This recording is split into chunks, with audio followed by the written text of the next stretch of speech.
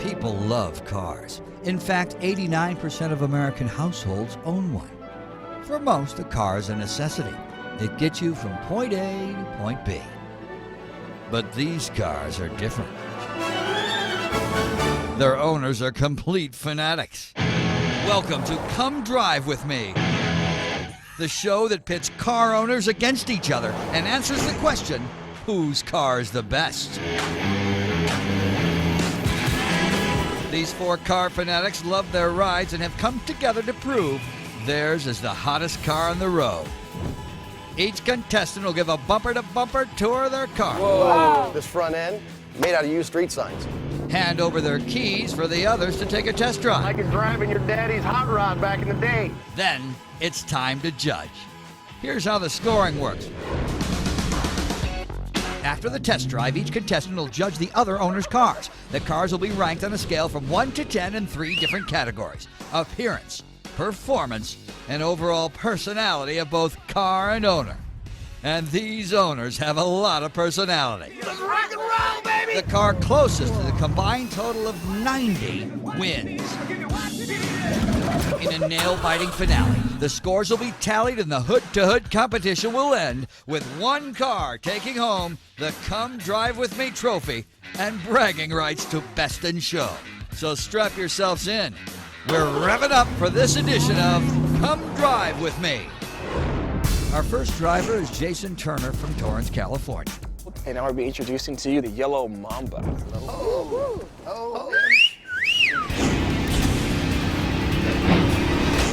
Jason has customized this 2001 Mustang convertible to reflect his favorite football team, the Michigan Wolverines. He also added number 23 in honor of his idol, Michael Jordan. Who would paint a car that color? Lots of people, but they're all colorblind. What's that, radiation yellow? Zinc yellow. So this is the most lethal, the deadliest car on the road. First of all, it looks more like a yellow garter snake. M for moron.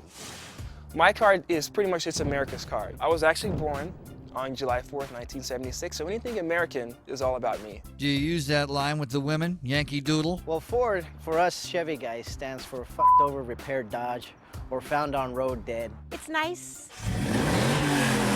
but it's not my kind of car. I hope it drives better than it looks. There's a fire extinguisher there. Put out this yellow with it. Yeah. Let's see what kind of horsepower this Mustang is packing. Yeah, she's up Man, first. give me a helmet. That's old school. Ladies Give me a first. helmet. Get in the back, you'll regret And they only... this.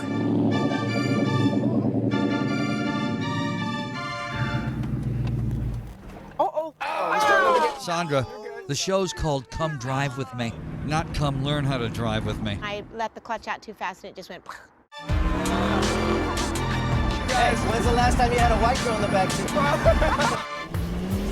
Okay, did the Mamba make the grade? Let's get a taste of his scores. For overall personality and matching with the car, I'd give him an 8. That thing is just hideous on the color and all the body work. It should be like a rice racer. I'd give it like a 4. We'll find out Jason's combined score later. I think they all got bit because they're complimenting the car and they came out with big smiles, ear-to-ear smiles. I don't think they were smiling, more like pointing and laughing. I think it worked out pretty good. Next up, Jim Baker from El Cajon, California.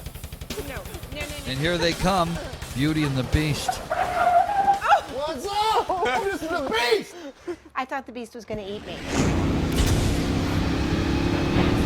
Jim's Beast is a 1990 Ford Bronco that was formerly owned by the California Forest Rangers. The Beast used to fight fires. It's not very clean. You should be able to eat off of it if you have to. I would definitely not be eating off that car. Not even if Jim served up his homemade roadkill? Beauty's in the eye of the beholder. It's a really dented up piece of Hey, you got a shotgun rack? I usually hold it in my hand out the window. This front end, made out of used street signs. This is a stop, this is a left turn, one's on the other side's a yield sign.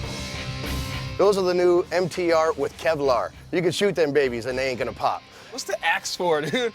Again, the axe is for very good purposes. He's not a guy you want to mess with if you run into the woods, you know? Come on, Art. What if you needed a tree chopped down? You know how people look like their dogs? I've now decided people look like their cars. That's not a compliment, Jim. How do we drive a beast? Pedal to the metal. Okay. Full throttle. Let's see what happens when they unleash the beast. Sunday, Sunday, Sunday. Well, they always say it 4 times. They were good. Art kind of took it off for a little bit. This next maneuver is called the hillbilly off-ramp. It was nice having some fun and scaring Sandra in the back seat, you know. Art is a maniac. What can I say? So did Jim's Bronco kick up enough dust to grab a winning score? It really hugged the hill that he went on. It went straight up that embankment. I'd rate it out of 10. He looks like a furry, bald-headed beast, so, you know, the truck fits him perfectly. I say that's probably a good 8. I have a great chance to win. There's no doubt about it. Don't start celebrating just yet. Woo! We don't even know your final score. So let's head over to Sunland, California and check out Art's Chevy Caprice. And my car today is Mr. Simplistic. Wow, Art. That's what's up right there. Those are actually booty shorts and thongs engraved on the header of the car. Does that attract women? Yeah. There's one rule. If I'm going to show them my thongs, they got to show me theirs. Classy. The only thing missing on this car is a stripper pole. I wouldn't want to see him in a thong. The Chevy Caprice was on the market from 1965 to 1996. In its day, the Caprice was Chevy's most expensive and luxurious full-size car. Yeah, you could get some women in that car, for sure. For a little Latino love. It's clear that Art thinks about women a lot, so he's going to get babes at the car shows or anywhere. He could get them at McDonald's with that car. Yeah, that's reaching for the stars. Mr. Simplistic has seen some action. Never in the back seat, though. We never get that far. It's sexy. Thank you. Oh, yeah? Compared to the beast. Oh, sorry. Can I be like one of the car models? Sure. So, yeah, like that. And then so one leg, you'll be like that. Yeah, there you go. Is that what they mean by junk in the trunk? No.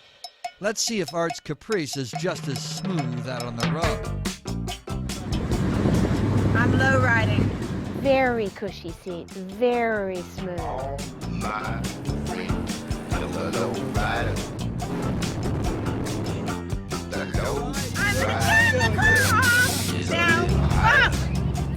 That's more up and down action than Art has seen in years. Usually I do that in the Bronco, but that's because they're going over rocks and stuff. But, you know, this thing, you can set it up and get the moves, get yourself dancing down the road. I figure the last thing they're going to see is a little bit of flamethrower action. So they should see about 4 to 6 foot flames coming out the back. Well, I haven't seen that before other than on TV. So to see it up close and feel that heat coming out of there, wow, that was impressive. So did this love machine seduce the others into giving it a high score? To me, a show car should be dialed in. And he's got a lot of things that aren't dialed per se. You know, like the hood doesn't close all the way. If you're going to present it as a pimp car, it better be pimp. It's kind of gimp. For performance, I'd give him an 8. Art's car for appearance. Everything is remarkable. So I have to give it a 9. They got a chance to open it up a little bit, and they had a thrill. And so I think they can appreciate what went into it. Those were some sturdy scores. Now let's shoot over to Malibu, California and meet up with Sandra. My car is named Sparky. Sandra's car is a 2009 Mini. The Mini was first produced in 1959 by British Motor Corporation. In 2001, BMW reintroduced this sporty car to the American market. A Mini. What's so special about that? You're about to find out. They took a Mini and they made it an electric car. Kind of reminded me of an old remote control car I used to have. It had that same sound. So I won this contest online and I got to adopt Sparky. My energy costs 4 cents a mile versus 21 cents a mile. So I've got him beat 5 to 1. Is that the math? There's no gas whatsoever in the car. It's all electric. For me, just to even get a chance to drive, I think it's pretty cool. There's a thing with these cars called range anxiety. It's kind of, you guys know performance anxiety. No. I bet you don't. So under the hood, Yeah, let's check it out. can you open it? I'm not good at this. Come on, guys. We're You're we're there. car people. Man, they really don't want you to look under there. Looks like the fellas are having a hard time getting it up. Come on. What are you guys doing? Now that's performance anxiety. Check that thing out. Give me a break already. Any questions? I can't answer anything. I think she just knows the car's a Mini, and she knows it's electric, and I think that's probably about it. Have you checked your blinker fluid? No. She doesn't know anything about the car. You guys want to drive? Let's find out if this eco-friendly car can do the electric boogaloo out on the road. I still like my gas-powered engine. I'll dig up a few dinosaurs more because I'm going to be driving for a while on a gas motor. Oh, yeah? Can your gas guzzler double as an iPod recharger? I didn't think so. This car had pickup. You know, it took a while. I pressed on the accelerator as far as flooring it. A couple seconds, then it would go. I'm glad I won't be in the car with them. It's probably almost as quick as the Cobra. The guy does like something with the emergency brake, and he starts hook sliding everywhere. Oh, you gotta hit the brake, you know? That's what those things are for. Like I said, it's a go-kart. Wait! He's an animal. He is never touching Sparky again. Not bad. But did this electric car get the guys charged up? Personally, I would hate to be driving with all these plug emblems and E's. And This coming from a guy who has booty shorts etched on his hood? so I'd probably go with like a 6 on appearance. Couldn't see her anything else, so I'll give her a 9 on the personality. I think my car is so different than the other boys' cars that I think I have a really good chance of winning. Oh, do you now? The competitors have cast their votes and the results have been tallied. Now let's head over to Hollywood and meet up with Taylor McDonald, our trophy girl, to reveal which car will take the prize. Well, I think I'm going to win because I'm the only Chevy here. It's the least polluting, it's the best car. I think my car is going to win the competition because it's the most unique. The Bronco, it is what it is. It's a family fun vehicle. Yeah, for a family of grizzlies. Now it's time to reveal our champion chariot. Whoever's car rounds that corner will be named Best in Show. Will it be Jim's beastly Bronco, Jason's mustard-colored Mustang, Art's low-riding love machine, or Sandra's environmentally conscious Mini Cooper? And the trophy goes to...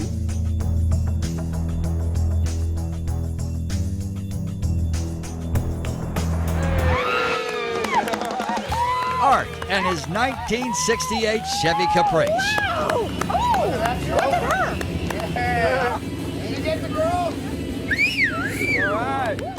Damn it, I didn't win. Let's find out how the scores broke down.